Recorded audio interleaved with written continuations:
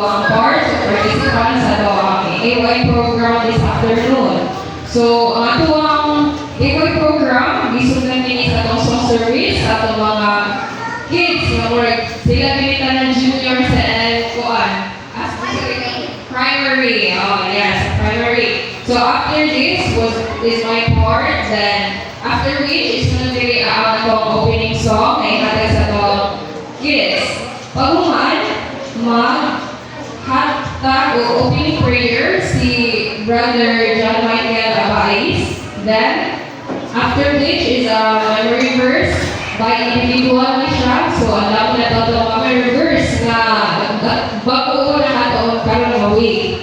Then, masunod ang special song ni Sister Mary Sikuligi, solo part. Then, after which, Bible game nga giandam sa isa sa danato nga dasig nga dasig nga ka-Adventist diri ya regular ni siya diri mag-isipor si Sister Marilyn Javier.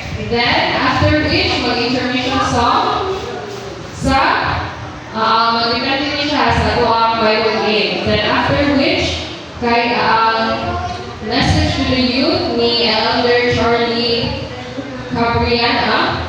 But then after ani, siya yung special more open forum or discussion regarding sa topic na yan discuss.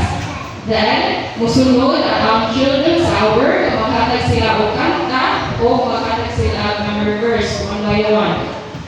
Paghuman, ang ato ang sundown worship, which is the lesson overview ni Brother Charles Cabriana, and closing remarks and closing songs of song leaders, and closing prayer we announce the leader. So, ato mga song leaders, kaya itong mga tago ng SA Church Kids, and ako inyong tennis, and also presider.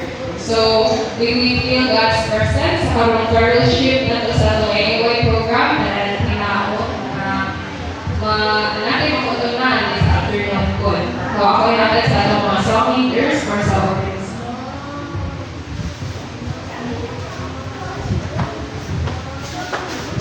Biri, Rane? Laman dito.